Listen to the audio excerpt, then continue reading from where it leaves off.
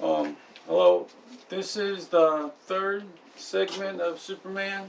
Today, I'm going to talk about Superman's house, the Fortress of Solitude.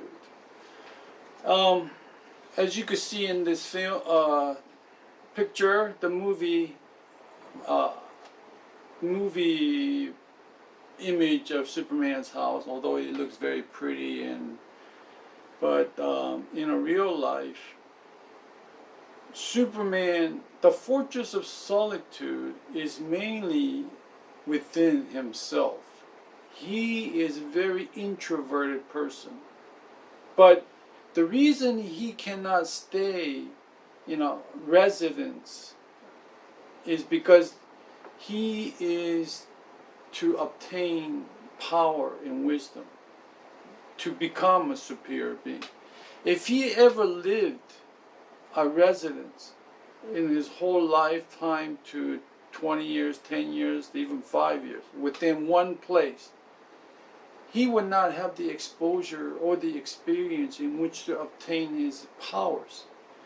Just as in the movies, at the beginning, he goes to various planets to obtain his X-ray vision, to his solid atomic structure change compared to the humans.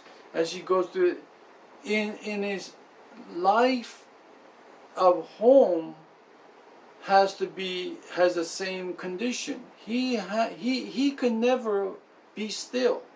While humans stay still and live in a residence for various years to decades, he unfortunately is fated to live life of nomad, basically, homeless. But he must continuously survive and obtain some kind of ability and skill to maintain his continuous existence. There's a big difference. There are many people out there who live life of solitude, mostly of spiritual gurus. And although they do obtain some kind of knowledge within their specific religion and whatever knowledge of the real world they may have, but because they live and they stay within some confinement of the same time, same residence, their mind is limited. So Superman, although in the movie it is shown that he lives in this beautiful crystal house, in reality, the world, the streets, the different social ladder, poor to medium to rich, he evolves. He doesn't live there in security. He somehow happens to enter that world through his never-ending travel of nomads and his skills and ability of obtaining finances to survive. So he's entering all these different, and the difference between the reason he obtains more knowledge than any other is because he's traveling through the modern world. Like if you walk across the Sahara Desert, there's no structure, there's no civilization, it's just you and the big land size. You just travel, I don't know how many hundreds of miles. Through your isolation, you have no choice but to think within yourself. You're only going to be talking to yourself. And you're going to go through a lot of childhood memories or whatever social encounter to complication. Your mind is just going to start evolving and mold into a certain specification.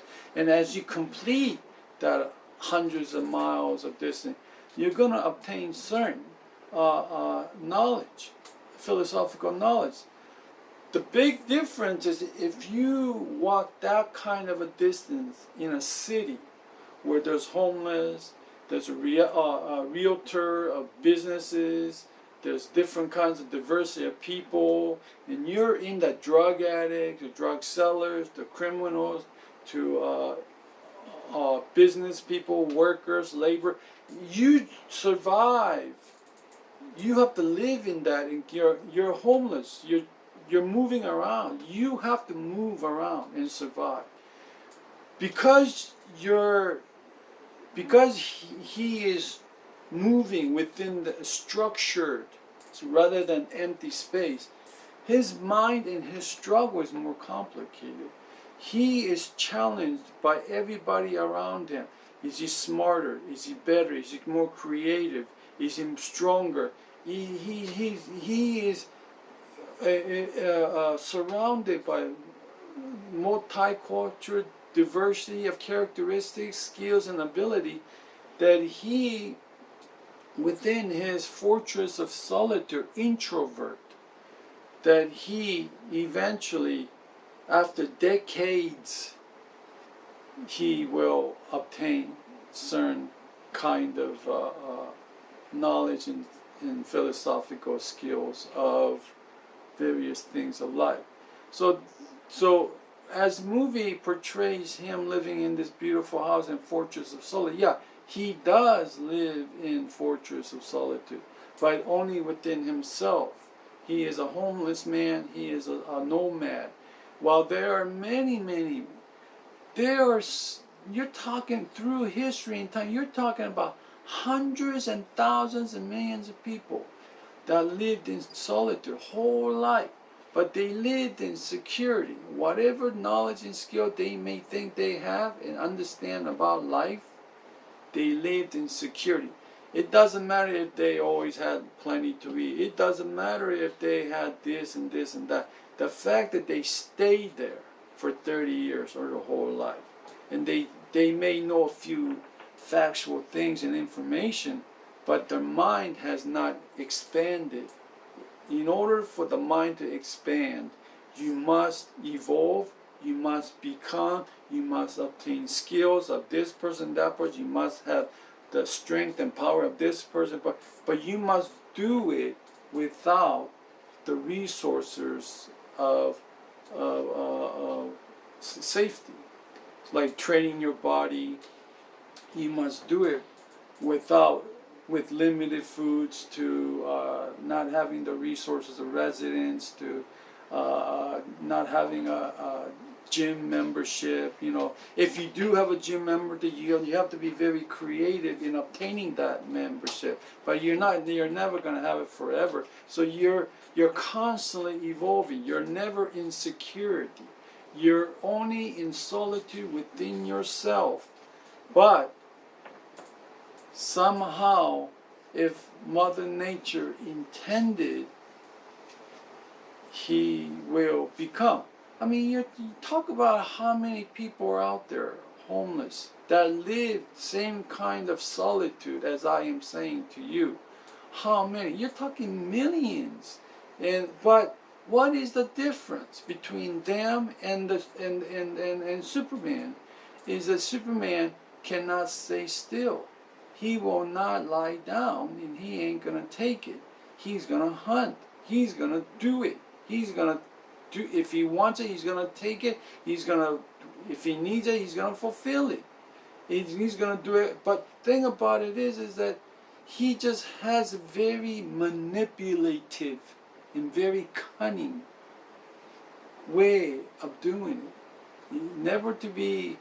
I mean, you're talking about a never to trust, or a thief, or whatever, but he is constantly have to be manipulative in ways of achieving, in simple things as trying to get a month membership at a gym. He don't have the money, but somehow he's gonna manipulate the owner and only for a month, and then and then he may try to obtain a job. The job may only last for a week, 2 weeks, a month. It's a constant, but he's always evolving. He's in and out. Yeah, there's no security, and that gives him the power or avenue or potential to obtain skills beyond any human. So he is forever in anxiety. If he was to be truthful, anxiety. He can never see himself sitting on the beach, drinking, sunny drink with umbrella, resting comfy. He can never do that. He can never see himself doing that. He just doesn't have the relaxation, or he's so accustomed to always to find and hunt and finding his next feed and needs, that he cannot rest like that. So he's kind of always jealous, I guess, of humans, that they could go to the beach and relax on that beach and enjoy without caring the world. They could go into some distant vacation and they could just they have this secure feeling of after the vacation they're gonna just go back home and go back. He will never have that, and until to his death, unfortunately. So, although the movie portrays him as living in this beautiful big house, but the fact, if you stay in residence, that is your limitation. That you stay there for however long. The longer you stay in residence, the more limited, there's more limitation to your mind expansion, to growth. So, good thing about it is this part is very short and it's very safe. So, for Fortress of Solitude, it's really not about the physical, it's internal. He is living a fortress of solitude within himself. It's an introvert, but him never-ending quest to seek the internal ambition and instruction, that he obtains skills and power and knowledge. Without that constant evolving and moving and insecurity, without that, he would never obtain or never be recognized as someone who is superior amongst others. So, for today, that will be the end of it.